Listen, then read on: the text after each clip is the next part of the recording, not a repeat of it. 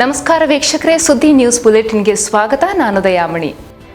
ಬಾಂಗ್ಲಾದೇಶದಲ್ಲಿ ಹಿಂದೂಗಳ ಮೇಲೆ ನಡೀತಾ ಇರುವ ದೌರ್ಜನ್ಯ ಖಂಡಿಸಿ ಸುಳ್ಯದಲ್ಲಿ ಯುವ ಬ್ರಿಗೇಡ್ ಸಂಘಟನೆಯು ಪಂಜಿನ ಮೆರವಣಿಗೆ ನಡೆಸಿತು. ಸುಳ್ಯದ ಶ್ರೀರಾಮ ಭಜನಾ ಮಂದಿರದ ಬಳಿಯಿಂದ ಹೊರಟ ಪಂಜಿನ ಮೆರವಣಿಗೆಯು ಸುಳ್ಯದ ಮುಖ್ಯ ಬೀದಿಯಲ್ಲಿ ಸಾಗಿ ಸುಳ್ಯದ ಖಾಸಗಿ ಬಸ್ ನಿಲ್ದಾಣದಲ್ಲಿ ಸಮಾಪನಗೊಂಡಿತು. ಹಿಂದೂ ಸಂಘಟನೆಯ ಮುಖಂಡ ರಾಜೇಶ್ ಶೆಟ್ಟಿ ಮೇನಾಲ ಮಾತನಾಡಿ, ಬಾಂಗ್ಲಾದೇಶದಲ್ಲಿ ಹಿಂದೂಗಳ ಮೇಲೆ ನಡೆಯುತ್ತಿರುವ ಆಕ್ರಮಣ ಇಂದು ನಿನ್ನೆಯದಲ್ಲ ಮತ್ತು ಇಲ್ಲಿ ಮಾತ್ರ ಹಿಂದೂಗಳ ಮೇಲೆ ದೌರ್ಜನ್ಯ ನಡೆಯುವುದಿಲ್ಲ, ಇತರ ಕಡೆಗಳಲ್ಲೂ ನಡೀತಾ ಇದೆ. ಮತಾಂತರ ಆಗಲು ಒಪ್ಪದ ಹಿಂದೂಗಳಿಗೆ ಅಲ್ಲಿ ಹಿಂಸೆ ನೀಡುತ್ತಿದ್ದಾರೆ. ಹಿಂದೂಗಳ ಆ ದೇಶದಿಂದ ಓಡಿ ಹೋಗಬೇಕೆಂದು ಹೇಳುವ ಸ್ಥಿತಿ ಇದೆ. ಇದನ್ನ ನಾವು ಖಂಡಿಸುತ್ತೇವೆ. ಹಿಂದೂಗಳು ಬಾಂಗ್ಲಾದೇಶದಲ್ಲಿ ಬದುಕುವ ರೀತಿಯಲ್ಲಿ ಅಲ್ಲಿಯ ಪ್ರಧಾನಿ ಕ್ರಮ ಕೈಗೊಳ್ಳಬೇಕು ಎಂದು ಆಗ್ರಹಿಸಿದರು. ರಾಷ್ಟ್ರ ಸೇವಿಕಾ ಸಮಿತಿಯ ಶ್ರೀದೇವಿ ನಾಗರಾಜ್ ಭಟ್ ಮಾತನಾಡಿ, ಬಾಂಗ್ಲಾದೇಶದಲ್ಲಿ ಹಿಂದೂಗಳ ಮೇಲೆ ದೌರ್ಜನ್ಯ ನಡೀತಾ ಇರುವುದು ಇದು ಮೊದಲಲ್ಲ, 75 ವರ್ಷಗಳ ಹಿಂದೆಯೂ ನಡೆದಿತ್ತು. ಇದೀಗ ಮತ್ತೆ ದೌರ್ಜನ್ಯ ನಡೆಯುತ್ತಾ ಇದ್ದು, ಇದನ್ನು ನಾವು ಖಂಡಿಸುತ್ತೇವೆ. ಅಲ್ಲಿಯ ಸರ್ಕಾರ ದೌರ್ಜನ್ಯ ನಡೆಸಿದವರ ಮೇಲೆ ಸೂಕ್ತ ಕ್ರಮ ಜರುಗಿಸಬೇಕು ಮತ್ತು ಹಿಂದೂಗಳಿಗೆ ರಕ್ಷಣೆ ನೀಡಬೇಕು ಎಂದು ಹೇಳಿದರು. ಯುವ ಬ್ರಿಗೇಡ್ ಜಿಲ್ಲಾ ಸಂಚಾಲಕ ಮನೀಶ್ ಕೂನಡ್ಕ ಸ್ವಾಗತಿಸಿದರು. ಸಂಘಟನೆಯ ಪ್ರಮುಖರಾದ ದಾಮೋದರ ಮಂಚಿ, ಯಶೋಧ ರಾಮಚಂದ್ರ, ಕಿಶೋರ್ ಕೊಡೆಂಕಿರಿ, ಲೋಕೇಶ್ ಕೆರೆಮೂಲೆ, ಮಹೇಶ್ ಉಗ್ರಾಣಿಮನೆ, ಲತೀಶ್ ಕುಂಡ್ಯ, ಪ್ರಕಾಶ್ ಯಾದವ್, ರವಿ ಭಸ್ಮಡ್ಕ, ವರ್ಷಿತ್ ಚೊಕ್ಕಾಡಿ, ಶರತ್ ಪರಿವಾರ, ಕೇಶವ ನಾಯಕ್, ಬಾಲಚಂದ್ರ ನಿರ್ಚಿಲ್ ಮೊದಲಾದವರಿದ್ದರು.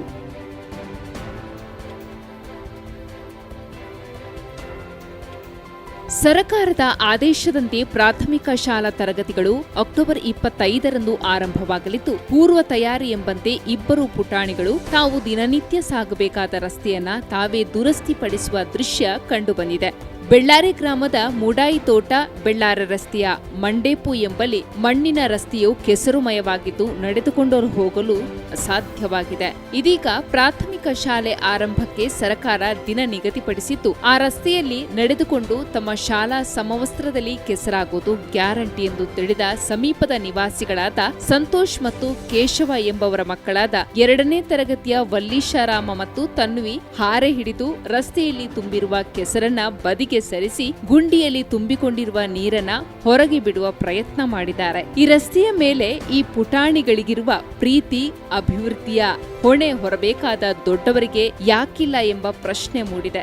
ಇನ್ನಾದರೂ ಸಂಬಂಧಪಟ್ಟ ಜನಪ್ರತಿನಿಧಿಗಳು, ಅಧಿಕಾರಿಗಳು ಈ ಕಡೆ ಗಮನ ಹರಿಸಿ ರಸ್ತೆಯನ್ನ ದುರಸ್ತಿಪಡಿಸುವರೇ ಕಾದು ನೋಡಬೇಕಾಗಿದೆ. ಈ ರಸ್ತೆಯ ತುರ್ತು ದುರಸ್ತಿಗೆ ನಾವು ಪಂಚಾಯತ್ಗೆ ಈಗಾಗಲೇ ಮನವಿ ಸಲ್ಲಿಸಿದ್ದೇವೆ. ಅವರು ಕೂಡಲೇ ಸ್ಪಂದಿಸಬೇಕೆಂದು ಬಯಸುತ್ತೇವೆ ಎಂದು ಸಂತೋಷ್ ಅವರು ಹೇಳಿದರು. ತಮ್ಮ ರಸ್ತೆಯನ್ನ ತಾವೇ ದುರಸ್ತಿ ಮಾಡ ಹೊರಟ ಪುಟಾಣಿ ಮಕ್ಕಳನ್ನ ಚಿತ್ರದಲ್ಲಿ ಕಾಣಬಹುದು.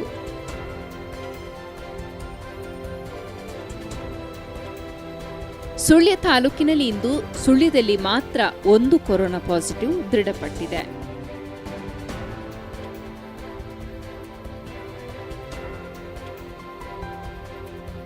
ವಿಜಯಪುರ ಜಿಲ್ಲೆಯ ಸಿಂದಗಿ ವಿಧಾನಸಭಾ ಕ್ಷೇತ್ರದ ಉಪಚುನಾವಣೆಯು ಅಕ್ಟೋಬರ್ 30ರಂದು ಜರುಗಲಿದ್ದು, ಬಿಜೆಪಿ ಅಭ್ಯರ್ಥಿ ರಮೇಶ್ ಬೂಸನೂರು ಪರವಾಗಿ ಸಚಿವ ಎಸ್ ಅಂಗಾರರು ಇಂದು ಚುನಾವಣಾ ಪ್ರಚಾರ ಮಾಡಿದರು. ಈ ಸಂದರ್ಭದಲ್ಲಿ ಗುತ್ತಿಗೆದಾರರಾದ ಪ್ರದೀಪ್ ಗೌರ ಅವರು ಸಚಿವ ಎಸ್ ಅಂಗಾರರನ್ನ ಸಿಂದಗಿ ಕ್ಷೇತ್ರದ ಪರವಾಗಿ ಸ್ವಾಗತಿಸಿ ಬರಮಾಡಿಕೊಂಡರು.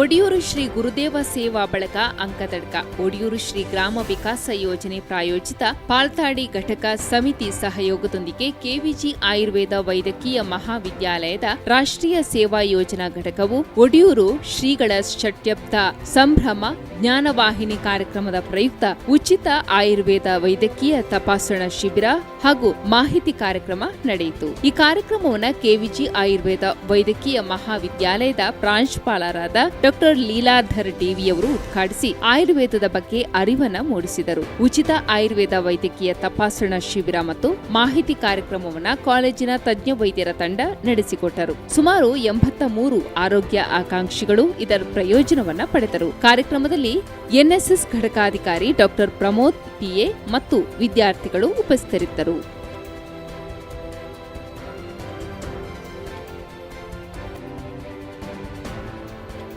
ಗ್ರಾಮೀಣ ಕುಡಿಯುವ ನೀರು ಮತ್ತು ನೈರ್ಮಲ್ಯ ಇಲಾಖೆ ಕನಕಮಜಲು ಗ್ರಾಮ ಪಂಚಾಯತ್, ಮಹಿಳಾ ಮತ್ತು ಮಕ್ಕಳ ಕಲ್ಯಾಣ ಇಲಾಖೆ, ಸುಳ್ಯದ ಸಹಯೋಗದೊಂದಿಗೆ ಕೆವಿಜಿ ಆಯುರ್ವೇದ ವೈದ್ಯಕೀಯ ಮಹಾವಿದ್ಯಾಲಯದ ಮಕ್ಕಳ ವಿಭಾಗ ಮತ್ತು ಎನ್ಎಸ್ಎಸ್ ಘಟಕವು ಆಜಾದಿ ಕಾ ಅಮೃತ ಮಹೋತ್ಸವದ ಪ್ರಯುಕ್ತ ಅಪೌಷ್ಟಿಕ ಮಕ್ಕಳ ಆರೋಗ್ಯ ತಪಾಸಣಾ ಶಿಬಿರ ನಡೆಯಿತು.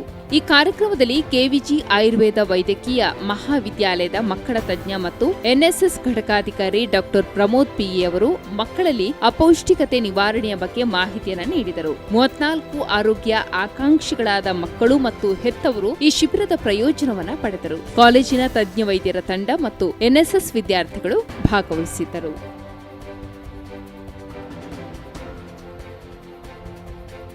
ಸುಳ್ಯದ ಶಿಕ್ಷಕರ ಯಕ್ಷಗಾನ ಒಕ್ಕೂಟ ಹಾಗೂ ಪ್ರಜ್ಞಾ ಯಕ್ಷಗಾನ ಕಲಾಶಾಲೆಯ ವತಿಯಿಂದ ಇತ್ತೀಚೆಗೆ ಅಗಲಿದ ಪ್ರಖ್ಯಾತ ಭಾಗವತರುಗಳಾದ ಪದ್ಯಾಣ ಗಣಪತಿ ಭಟ್ ಹಾಗೂ ರಾಮಚಂದ್ರ ಅರ್ಬಿತಾಯ ಅವರಿಗೆ ಯಕ್ಷ ನುಡಿ ನಮನಗಳನ್ನು ಸಲ್ಲಿಸಲಾಯಿತು. ವೆಂಕಟರಾಮ ಭಟ್ ಸುಳ್ಯ ಅಗಲಿದ ಯಕ್ಷಗಾನ ಮಹಾ ಸಾಧಕರಿಗೆ ನುಡಿ ನಮನಗಳನ್ನು ಸಲ್ಲಿಸಿದರು. ತಾರನಾಥ ಸವಣೂರು ಅನುಭವ ಹಂಚಿಕೊಂಡರು. ಶಿಕ್ಷಕರ ಯಕ್ಷಗಾನ ಒಕ್ಕೂಟದ ಅಧ್ಯಕ್ಷರಾದ ಲಿಂಗಪ್ಪ ಬೆಳ್ಳಾರೆ ಸ್ವಾಗತಿಸಿ ಶಶಿಧರ ಎಂಜೆ ವಂದಿಸಿದರು. ಪ್ರಕಾಶ ಮೂಡಿತಾಯ ಹಾಗೂ ಮಮತಾ ಮೂಡಿತಾಯ ಕಾರ್ಯಕ್ರಮವನ್ನು ಸಂಘಟಿಸಿದರು. ಅನಂತರ ಸುಳ್ಯದ ಚಿಕ್ಕಮೇಳದಿಂದ ಭಸ್ಮಾಸುರ ಮೋಹಿನಿ ಪ್ರಸಂಗ ಹಾಗೂ ಶಿಕ್ಷಕರ ಯಕ್ಷಗಾನ ಒಕ್ಕೂಟದ ಸದಸ್ಯರಿಂದ ಕೃಷ್ಣಾರ್ಜುನ ಕಾಳಗ ತಾಳಮದ್ದಳೆ ಪ್ರದರ್ಶನಗೊಂಡಿತು. ಹಿಮ್ಮೇಳದಲ್ಲಿ ರಚನಾ ಚಿದ್ಗಲ್, ಶ್ರೀವತ್ಸ ಭಾರದ್ವಾಜ್, ಅಂಬಾತನೆಯ ಅರ್ನಾಡಿ, ಪ್ರಥಮ ಮೂಡಿತಾಯ ನೇಸರ ಸವಣೂರು ಸಹಕರಿಸಿದರು.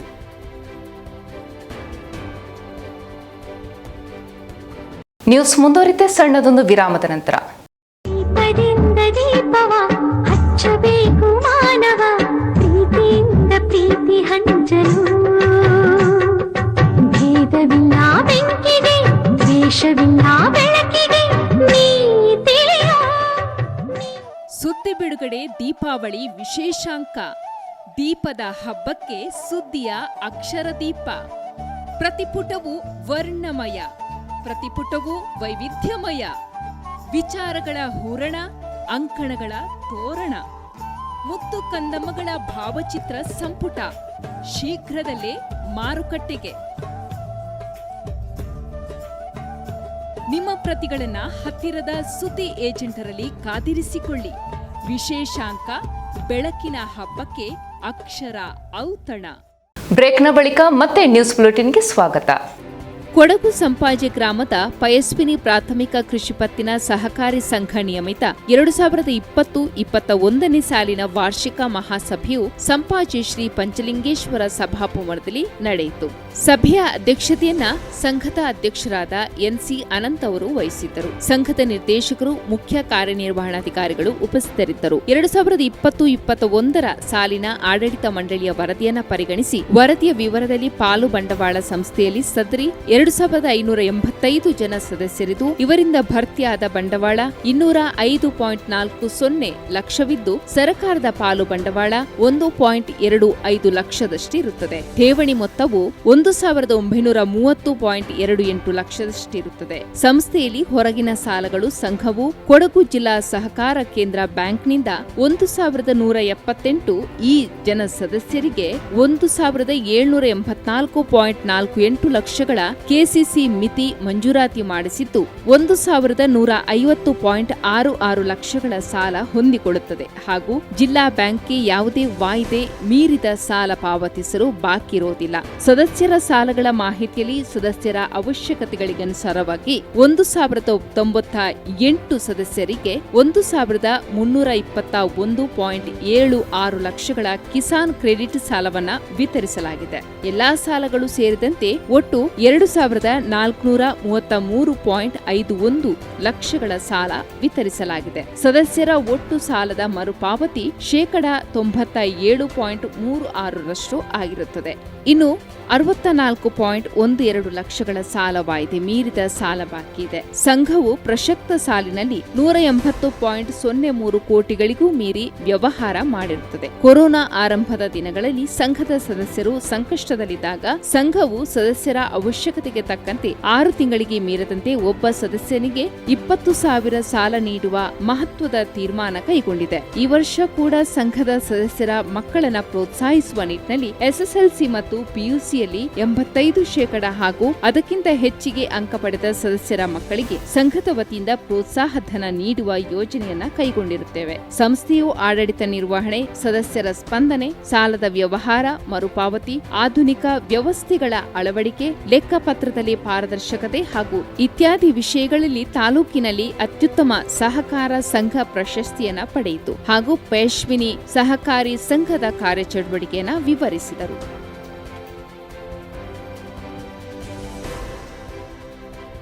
ಶ್ರೀ ಮಹಿಷಾಮರ್ದಿನಿ ದೇವಸ್ಥಾನ ಕೇರ್ಪಡ ಇಲ್ಲಿ ನಡೆದ ನವರಾತ್ರಿ ಉತ್ಸವದ ಭಜನಾ ಕಾರ್ಯಕ್ರಮದಲ್ಲಿ ಶ್ರೀ ಸೀತಾರಾಮಾಂಜನೇಯ ಕುಣಿತ ಭಜನಾ ತಂಡ 8 ಇಲ್ಲಿಯ ಭಜಕರಿಂದ ಕುಣಿತ ಭಜನಾ ಸೇವೆ ನಡೆಯಿತು. ಶ್ರೀ ಸೀತಾರಾಮಾಂಜನೇಯ ಭಾರತಿ ಮಂದಿರ ಕೋಟಿ ಚೆನ್ನಯ 8 ಇಲ್ಲಿ ನಡೆದ ನವರಾತ್ರಿ ಉತ್ಸವದ ಭಜನಾ ಕಾರ್ಯಕ್ರಮದಲ್ಲಿ ಪೆರುವಾಜಿ ಶ್ರೀ ಜಲದುರ್ಗಾ ದೇವಸ್ಥಾನದಲ್ಲಿ ನಡೆದ ನವರಾತ್ರಿ ಉತ್ಸವದ ಭಜನಾ ಕಾರ್ಯಕ್ರಮದಲ್ಲಿ ಶ್ರೀ ದುರ್ಗಾ ಪರಮೇಶ್ವರಿ ದೇವಸ್ಥಾನ ಕೆಯೂರ್ನಲ್ಲಿ ನಡೆದ ನವರಾತ್ರಿ ಉತ್ಸವದ ಭಜನಾ ಕಾರ್ಯಕ್ರಮದಲ್ಲಿ ಇವರಿಂದ ಕುಣಿತ ಭಜನಾ ಸೇವೆ ನಡೆಯಿತು. ಭಜನಾ ಕಾರ್ಯಕ್ರಮದಲ್ಲಿ ಕುಣಿತ ಭಜನಾ ತಂಡದ ಅಧ್ಯಕ್ಷರು, ಕಾರ್ಯದರ್ಶಿ, ಪದಾಧಿಕಾರಿಗಳು ಮತ್ತು ಭಜಕರ ಪೋಷಕರು ಮತ್ತು ಭಜನಾ ತರಬೇತುದಾರರಾದ ಶ್ರೀ ಕ್ಷೇತ್ರ ಧರ್ಮಸ್ಥಳ ಮಂಜುನಾಥೇಶ್ವರ ಭಜನಾ ಪರಿಷತ್ತಿನ ಕಡಬ ತಾಲೂಕಿನ ಪ್ರಧಾನ ಕಾರ್ಯದರ್ಶಿ ಸದಾನಂದ ಆಚಾರ್ಯ ಕಾಣಿಯರು ಭಾಗವಹಿಸಿದ್ದರು.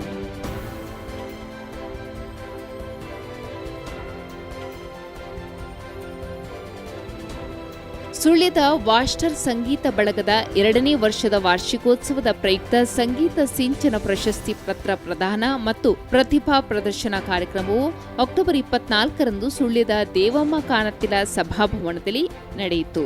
ಸಂಗೀತ ಬಳಗದ ಅಧ್ಯಕ್ಷ ಎಚ್ ಭೀಮಾರಾವ್ ವಾಸ್ಟರ್ ರವರು ಅಧ್ಯಕ್ಷತೆಯನ್ನು ವಹಿಸಿದ್ದರು. ಸಪ್ತಸ್ವರ ಸಂಗೀತ ಕಲಾ ಕೇಂದ್ರದ ವ್ಯವಸ್ಥಾಪಕ ಅರುಣ್ ರಾವ್ ಜಾಧವ್ ಡೋಲು ಬಾರಿಸಿ ಕಾರ್ಯಕ್ರಮವನ್ನು ಉದ್ಘಾಟಿಸಿದರು. ಮುಖ್ಯ ಅತಿಥಿಗಳಾಗಿ ಸುದ್ದಿ ವರದಿಗಾರ, ಗಾಯಕ ಶಿವಪ್ರಸಾದ್ ಆಲೆಟ್ಟಿ, ಕೆವಿಜಿ ಇಂಜಿನಿಯರಿಂಗ್ ಉಪನ್ಯಾಸಕರು, ಹಿರಿಯ ಸಾಹಿತಿ ವಿಜಯಕುಮಾರ್ ಕಾಣಿಚ್ಚ, ರಂಗ ಕಲಾವಿದ ನಾಗರಾಜ್ ಕುಂದಾಪುರ ವೇದಿಕೆಯಲ್ಲಿ ಉಪಸ್ಥಿತರಿದ್ದರು. ಕಲಾವಿದ ನಾಗರಾಜ್ ಪ್ರಾರ್ಥಿಸಿದರು. ಪ್ರಮೀಳಾ ರಾಜ್ ಐವರ್ನಾಡು ಪ್ರಾಸ್ತಾವಿಕ ಮಾತನಾಡಿದರು. ಪೆರುಮಾಳು ಐವರ್ನಾಡು ಸ್ವಾಗತಿಸಿದರು. ಕುಸುಮಾಧರ ರೈಬೂಡು ವಂದಿಸಿದರು. ಈ ಸಂದರ್ಭದಲ್ಲಿ ವಾಸ್ಟರ್ 5 ಸ್ಟಾರ್ ಸಂಗೀತ ಬಳಗದ ಕಲಾವಿದರನ್ನ ಸಂಗೀತ ಪ್ರಶಸ್ತಿ ಪತ್ರ ನೀಡಿ ಗೌರವಿಸಲಾಯಿತು. ಬಳಿಕ ಕಲಾ ಕೇಂದ್ರದ ವಿದ್ಯಾರ್ಥಿಗಳಿಂದ ಪ್ರತಿಭಾ ಪ್ರದರ್ಶನಗೊಂಡಿತು. ರಮೇಶ್ ಮೇದಿನಡ್ಕ ಕಾರ್ಯಕ್ರಮವನ್ನ ನಿರೂಪಿಸಿದರು. ಕಲಾ ಬಳಗದ ಸದಸ್ಯರು ಸಹಕರಿಸಿದರು. ಈ ಸಂದರ್ಭ ಉದಯೋನ್ಮುಖ ಗಾಯಕ ಹರಿಪ್ರಸಾದ್ ಇವರನ್ನ ಸನ್ಮಾನಿಸಲಾಯಿತು.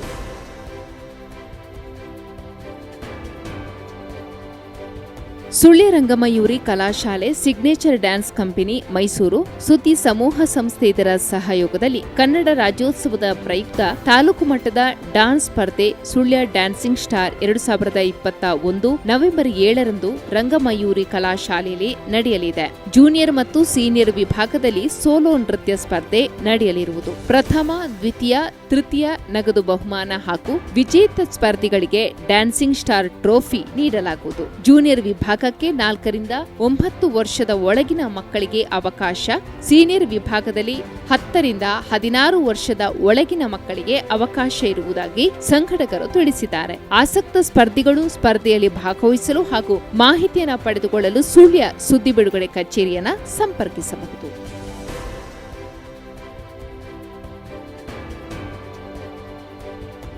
ಸುಳ್ಯ ಅರಣ್ಯ ಇಲಾಖೆಯಲ್ಲಿ ಸಿಬ್ಬಂದಿಯಾಗಿರುವ ಜಾಲ್ಸೂರು ಗ್ರಾಮದ ಕಾಳಮನೆ ವಾಸುದೇವ ಗೌಡರು ಹೃದಯಾಘಾತದಿಂದ ಇಂದು ಮಂಗಳೂರಿನ ಕೆಎಂಸಿ ಆಸ್ಪತ್ರೆಯಲ್ಲಿ ನಿಧನರಾದರು. ಅವರಿಗೆ 56 ವರ್ಷ ವಯಸ್ಸಾಗಿತ್ತು. ನಿನ್ನೆ ಬೆಳಗ್ಗೆ ತಮ್ಮ ತೋಟದಲ್ಲಿ ಕೆಲಸಗಾರರೊಂದಿಗೆ ಸೇರಿ ಕೆಲಸ ಮಾಡುತ್ತಿದ್ದ ವೇಳೆ ಅವರಿಗೆ ರಕ್ತವಾಂತಿಯಾಯಿತು ಎನ್ನಲಾಗಿದೆ. ಬಳಿಕ ಮನೆಯವರು ಸೇರಿ ಸುಳ್ಯದ ಸರಕಾರಿ ಆಸ್ಪತ್ರೆಗೆ ಕರೆತಂದಾಗ ವೈದ್ಯಾಧಿಕಾರಿಗಳ ಸೂಚನೆಯಂತೆ ಮಂಗಳೂರಿನ ಕೆಎಂಸಿ ಆಸ್ಪತ್ರೆಗೆ ದಾಖಲಿಸಲಾಗಿತ್ತು. ಅಲ್ಲಿ ಚಿಕಿತ್ಸೆ ಫಲಕಾರಿಯಾಗದೆ ಕೊನೆಯುಸಿರೆಳೆಂದರೆಂದು ತಿಳಿದು ಬಂದಿದೆ. ವಾಸುದೇವ ಗೌಡರು ಕಳೆದ 25 ವರ್ಷಗಳಿಂದ ಅರಣ್ಯ ಇಲಾಖೆಯಲ್ಲಿ ಸಿಬ್ಬಂದಿಯಾಗಿದ್ದು ಪ್ರಸ್ತುತ ಸುಳ್ಯ ಅರಣ್ಯ ಇಲಾಖೆಯಲ್ಲಿ ಕ್ಲರ್ಕ್ ಆಗಿ ದುಡಿತಾ ಇದ್ರು.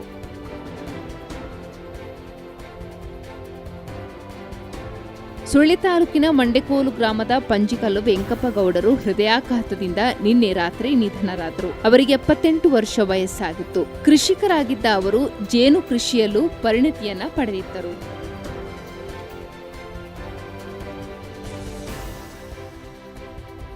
ಬೆಳ್ಳಾರಿ ಗ್ರಾಮದ ನೆಟ್ಟಾರು ಕಿನ್ನಿಮಜಲು ಕೃಷ್ಣಪ್ಪ ಮೂಲ್ಯರವರು ಅಲ್ಪಕಾಲದ ಅಸೌಖ್ಯದಿಂದ ನಿಧನರಾದರು. ಅವರಿಗೆ 76 ವರ್ಷ ಪ್ರಾಯವಾಗಿತ್ತು.